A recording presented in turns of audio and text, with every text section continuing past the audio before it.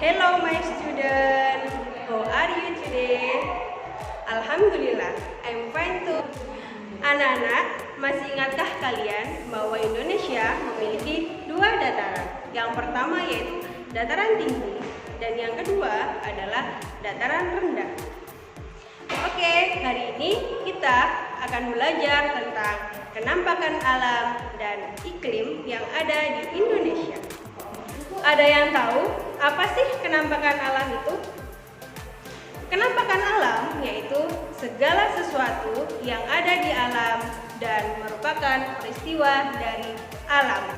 Yang pertama, contoh dari kenampakan alam yaitu yang kedua, yang ketiga, sedangkan kenampakan buatan adalah kenampakan alam yang sengaja dibuat oleh manusia.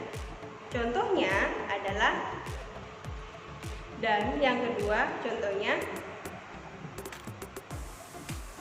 setelah mengetahui perbedaan dari kenampakan alam dan kenampakan buatan, sekarang coba kalian amati.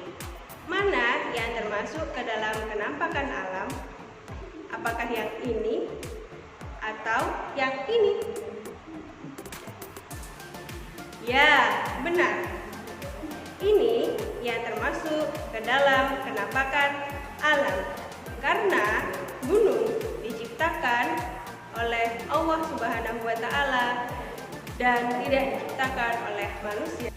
Kenampakan alam pada bentang wilayah Indonesia merupakan yang terlengkap di dunia, sehingga tidak jarang banyak wisatawan yang datang ke Indonesia untuk menikmati indahnya kenampakan alam yang ada di Indonesia. Bentang alam wilayah Indonesia yang bervariasi menyebabkan adanya perbedaan iklim di Indonesia. Apa sih iklim itu? Iklim adalah keadaan cuaca pada suatu wilayah dalam jangka waktu yang relatif lama. Sedangkan cuaca adalah suhu udara, tekanan udara, curah hujan, tekanan angin, dan sinar matahari yang memiliki waktu lebih pendek dan pada tempat tertentu. Letak astronomis Indonesia yang berada di wilayah tropis membuat Indonesia memiliki iklim tropis, dan ciri-ciri iklim tropis adalah seperti berikut. Dengan kenampakan alam dan iklim yang ada di Indonesia mempengaruhi adanya perbedaan flora dan fauna di Indonesia. Flora yang ada di Indonesia terbagi menjadi dua bagian. Yang pertama yaitu Indo-Malayan dan yang kedua adalah Indo-Australian. Yang meliputi kawasan Indo-Malayan yaitu kawasan yang berada di bagian barat Indonesia. Contohnya adalah, sedangkan yang termasuk ke dalam Indo-Australian yaitu kawasan yang berada di bagian timur. Contohnya adalah, menurut coraknya, fauna di Indonesia terbagi menjadi tiga bagian. Yang pertama, bagian barat, yang kedua, bagian tengah, dan yang ketiga, bagian timur. Contoh fauna yang ada di Indonesia bagian barat. Sedangkan contoh fauna yang ada di Indonesia bagian tengah. Dan contoh fauna yang ada di Indonesia bagian timur. Setiap flora dan fauna yang ada di Indonesia memiliki karakteristik dan ciri-ciri yang berbeda.